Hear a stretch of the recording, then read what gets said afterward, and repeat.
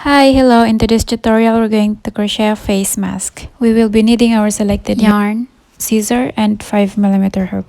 To begin, make a slip knot.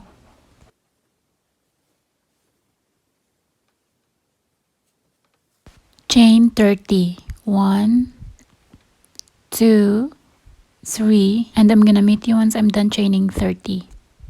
So here I have a chain of 30. In the second chain from the hook, make 1 single crochet, insert your hook, yarn over, 2 loops in the hook, yarn over, pull through 2 loops, and make 6 more single crochet in the next 6 chain. 2, 3, 4, 5, 6, and 7. Total of 7 single crochet. Make 1 double crochet in the next chain. Yarn over, insert your hook in the next chain, 3 loops in the hook, pull through 2 loops, and pull through 2 loops. And that's our first double crochet. 2, 3. Now make 12 more double crochet in the next 12 chain. And I'm gonna meet you once I'm done making it. And here I'm done making it. Now make 7 single crochet in the next 7 chain. 1, 2, 3, 4, 5, 6, and 7. And this is how it look like. Round 3, chain 1, turn your work around. Now make 1 single crochet in the back loop only in the first stitch. 2 loops in the hook, yarn over, pull through 2 loops, and make 6 more single crochet in the next 6 stitches in the back loop only. We are actually just repeating round 2. The difference is just we are inserting the hook in the back loop only. So we are making a bit of a bump for our face mask to have a bit of a design. So this is my number 6 single crochet and 7. Total of 7 single crochet. Now make 1 double crochet in the back loop only in the next stitch.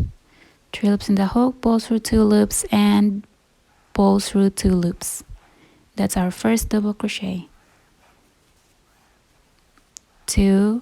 So make 13 more double crochet in the next 13 stitches in the back loop only, a total of 15 double crochet. And here I'm done. Now make 7 single crochet in the next 7 stitches in the back loop only. 1, 2. So go ahead and make 5 more single crochet. I meet you in the last stitch. And here I am in my last stitch, and I'm not going to take the back loop only but the 2 loops. But it's up to you if you want to do the back loop only also in this time. This is just my preference, and that this stitch hold properly in the end of the round. And this is how it look like for round 3. So go ahead, repeat round 3 7 times and total of 10 rows. And I'm gonna meet you once I'm done. And this is how it look like.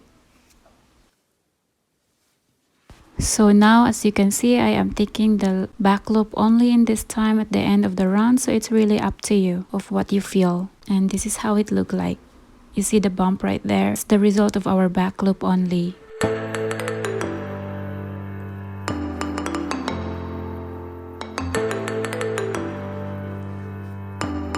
Now chain 15 for the ear handle.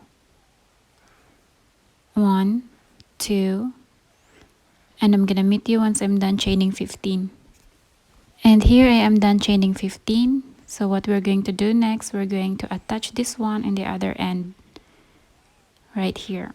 So make sure it is not twisted and connect it in the first chain we made in the beginning in the first round. Right there. Insert your hook, yarn over, and make a slip stitch.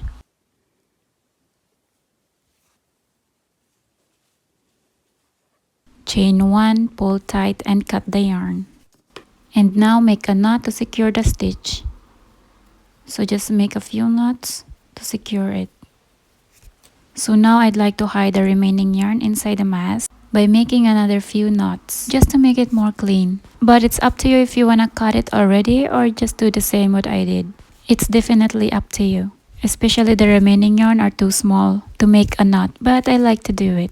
And once you're done, just cut the yarn. And this is how it look like. Much better and hold stronger. So now we're just going to do the same in the other side. Chain 15 and slip stitch in the other side to connect. So now grab your yarn, grab the other piece, the mask, insert your hook in the first chain or anything in the corner right there. I prefer this one. Make a knot, pull through, and make a chain of 15. And I'm gonna meet you once I'm done chaining 15. And I'm done chaining 15, and now I'm just going to connect this one in the other end by making a slip stitch. So now I'm going to insert my hook in the first single crochet, yarn over and make a slip stitch. Chain 1, pull tight, and cut the yarn. And like so, I'm going to secure all the remaining yarn to secure the stitches.